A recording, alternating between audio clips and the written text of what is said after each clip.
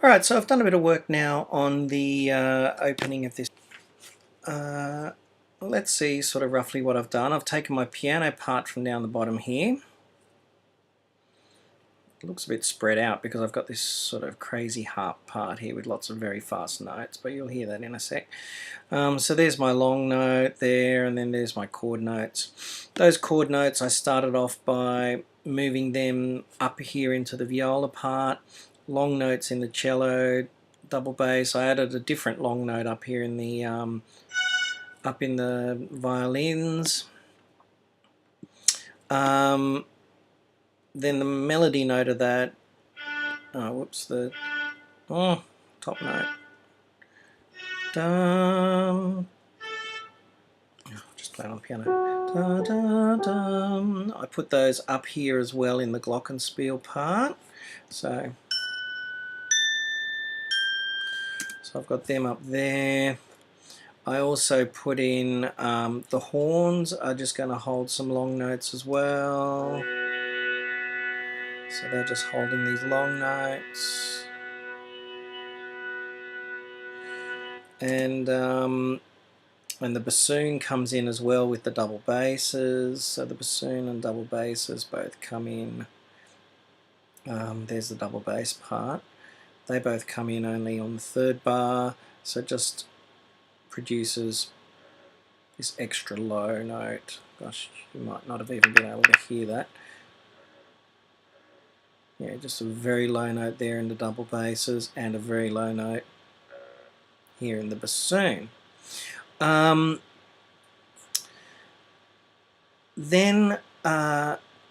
we have to think about, as I said, the elements of music. Going back to this, the elements of music. And think about that you want to highlight your hit points with some sort of element of music. Okay, so my hit point is right here when the boat appears. And what I wanted to do was create some sort of dramatic sound right where that occurs. The way I thought about doing that is I decided to add some instrumentation. So I've got this timpani part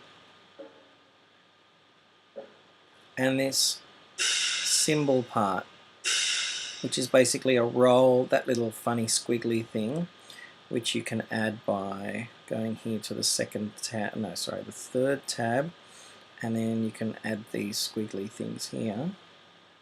They basically mean a roll on the instrument. So on the cymbal, the person who's playing it, they're going to roll, and then on this note here, we're going to hit it with a very strong note, okay?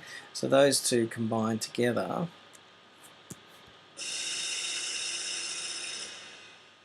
is going to be something like that, okay? Now at the moment, I haven't added the expression to that, so that's going to help it sound even stronger once I add my expression.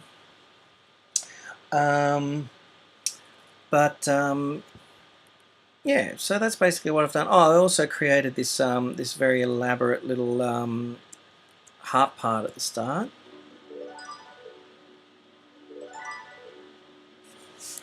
Right, just sort of running up and down. It's basically all it is, nothing too fancy. It's just running up and down the notes of this chord. Just running up and down and up and down. Yeah. So anyway, the whole opening of this piece. I'm trying to get a bit more volume out of this.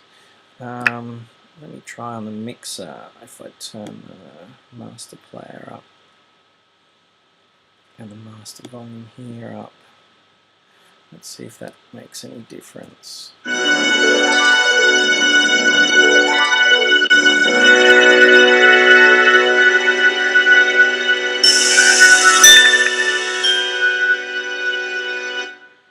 Alright. Unfortunately, our poor video player is just not coping at the moment, so it's a bit difficult for you to see how that all works together. Trust me, when I was watching it, it was all nicely synced together.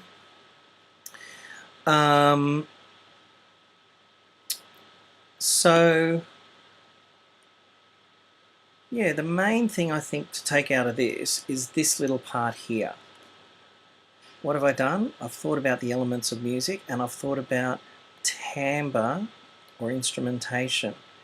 And right at this point where the ship is about to appear, I've changed the timbre by including the timpani and the cymbals, which create a, and probably also the glockenspiel, which create a much brighter timbre. And once I add dynamics to those as well, they will also enhance the hit point at this point. Okay, so I'll show you in the next video how we go about adding these expression articulations, and yeah, let's see. I'll see you then in the next video.